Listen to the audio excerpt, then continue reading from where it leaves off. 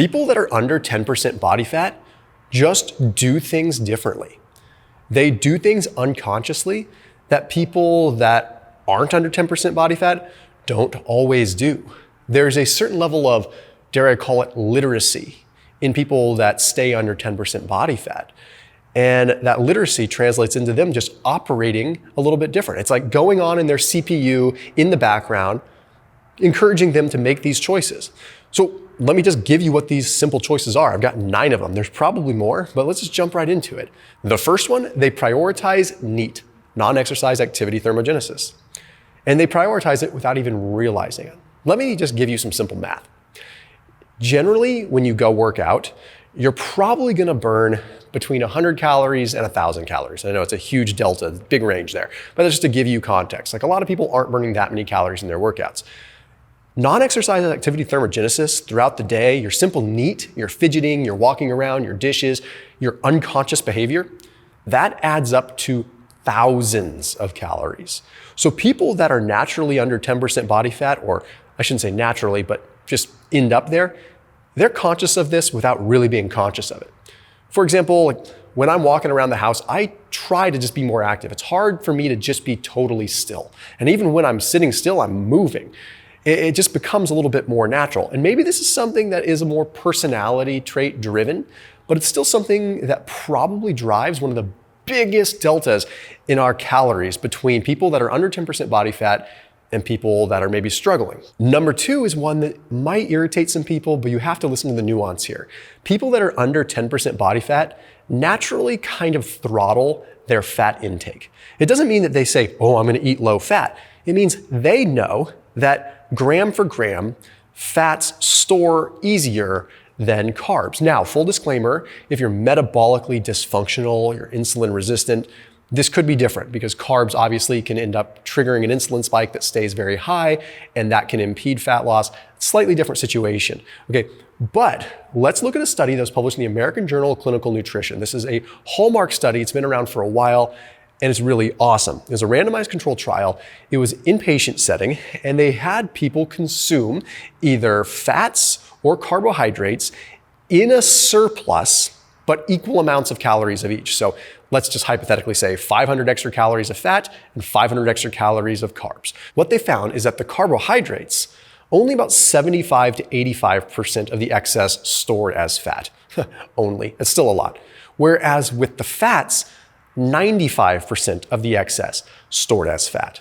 So this is coming from a guy that's been low carb for a long time. So I am a proponent of low carb, high fat, but I also naturally know when it's time to reel the fats back. If I know I'm gonna be in a surplus, I wouldn't be in a surplus with fats. I'd rather be in a little surplus with some carbs because the impetus for fat accumulation is a little less.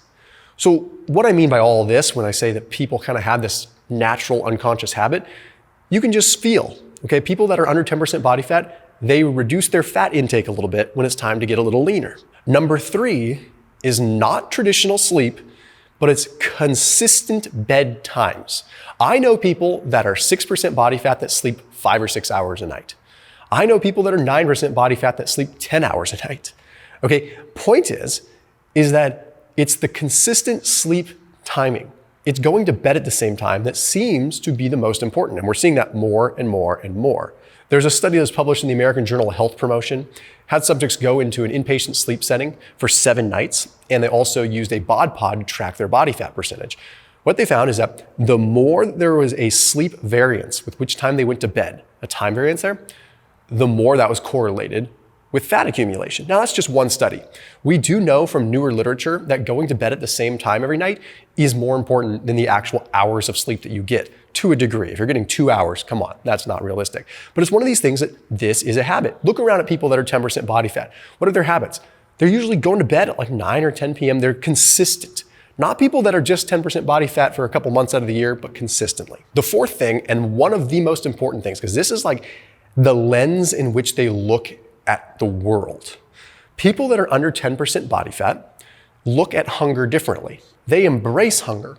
Rather than looking at hunger as, oh my gosh, I need to eat, they look at hunger as, hey, cool, my body's doing what it's supposed to do, and this hunger might mean that I'm burning some fat. Doesn't mean I need to go eat right this second. It's just a cue. That is a huge difference. And when I've looked at literally thousands of people, that is one of the biggest common denominators. People that are lean year round and stay under 10% body fat, they don't think about hunger. They don't think about hunger being this immediate trigger to go eat. They're like, okay, my body's doing its thing. There's also a study in the journal Clinical and Diagnostic Research, and I'm gonna read a quote from it in a minute. Pretty interesting stuff, because they also found that when ghrelin was increased, when people were hungry, there was also an increase in growth hormone. Here's what it says. Ghrelin stimulates a strong increase in circulating growth hormone levels, both in vitro and in vivo, in a dose-dependent manner. So the more hungry you get, the more growth hormone you also release, which preserves some muscle. To a degree. It doesn't mean you just go starve yourself. My point in saying that is you're not gonna waste away. You're not gonna lose muscle if you just go without food for a little while. So people that are under 10% body fat, they're just not worried about that. Another thing you may wanna consider if you're battling with hunger all the time is taking care of your gut health a little bit more. I find that people that have poor gut health tend to get hungry a little bit more. Don't necessarily have a mechanism there, but it's something that I've noticed a lot. People that have a bad diet and their gut suffers and they're dealing with IBS and they're dealing with all this stuff tend to have some problems. So I usually recommend when people are making some kind of dietary change, that's a good time to start adding like fermented foods back in, to add maybe some like cultured kefir, maybe add some yogurt, maybe add some sauerkraut, some kimchi, any probiotic rich foods. That's a good time to add those things in, because in a way it kind of recalibrates the gut, and a lot of times that's the kickstart that people need. So it is a good place to start. The gut starts feeling better, you start feeling better. I went ahead and popped the link down below too for the probiotic that I typically recommend, which is a probiotic called Seed. It's technically a synbiotic, and that's a 25% off discount link. So a synbiotic means it's a prebiotic and a probiotic, which basically means you're getting like a specific kind of fiber along with the bacteria. And that's why it has a capsule inside of the capsule. So you're basically getting a multi-stage delivery of what you need, the prebiotics, and then later on down in digestion, you have the release of the probiotics. So the potential kind of multi-stage effect is highly, highly effective. And the literature is starting to suggest that Seed has some really, really good strains of bacteria in their formulas. So it's really the only probiotic that I would ever recommend, and it's definitely good for people that are trying to change their diet. So that link is down below. It's in the top line of the description. And again, that is a 25% off discount link. So it's pretty aggressive discount there. So check them out after this video. The fifth thing that people that are under 10% body fat just naturally do, they don't really drink alcohol. And if they do, it's usually very seldom. It's called a beer belly for a reason. That is a very real thing. Essentially, when you drink alcohol, you are metabolically prioritizing the alcohol, which therefore means that other substrates can store easier.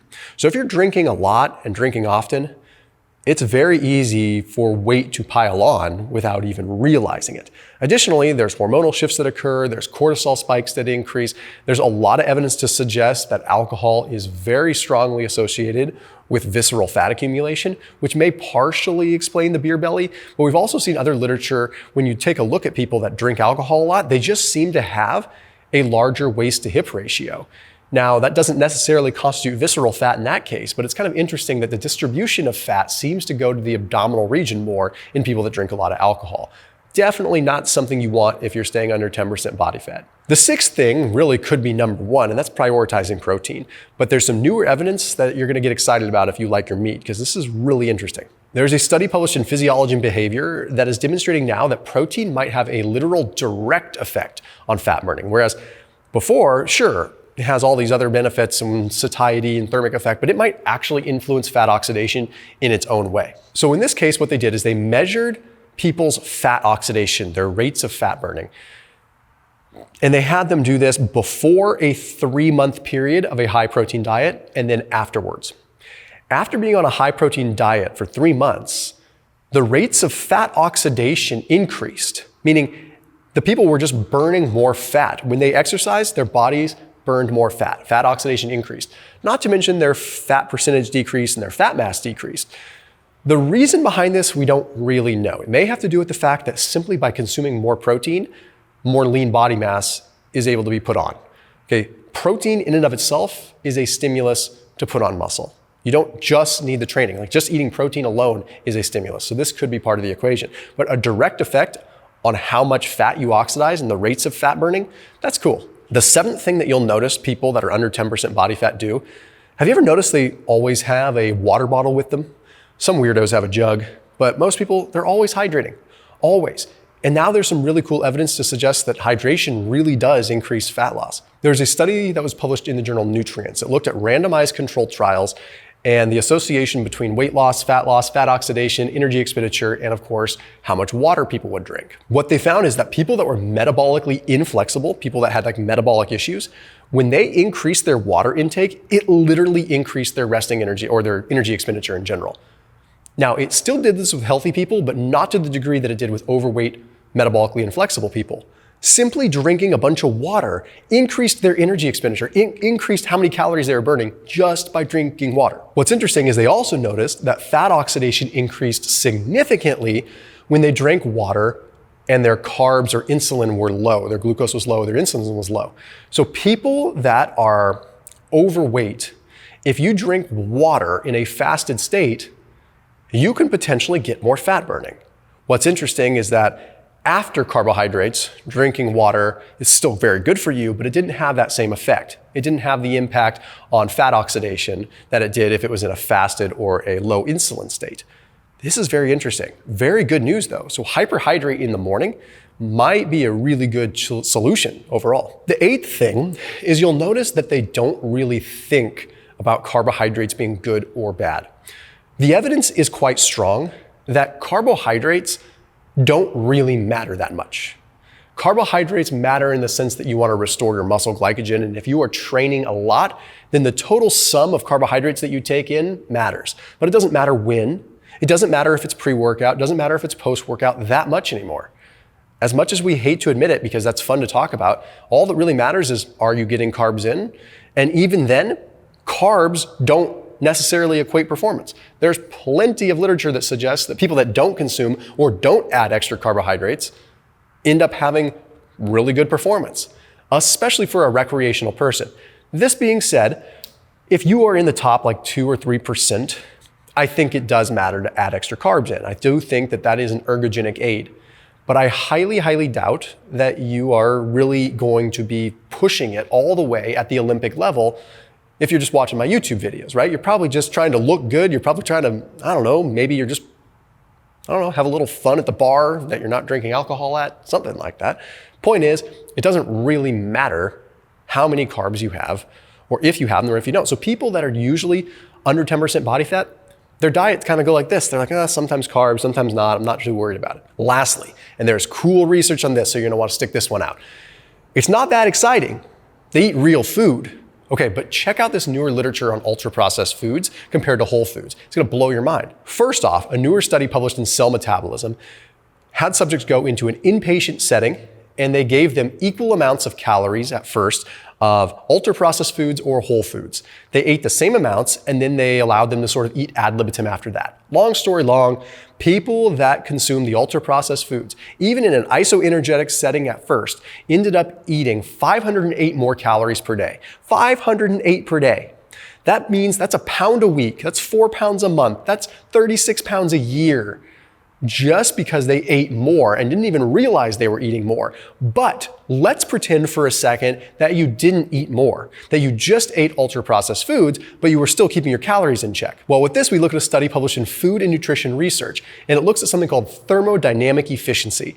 This is flippin' wild. Subjects consumed ultra-processed foods or whole foods in an isoenergetic sense, exact same amount of calories.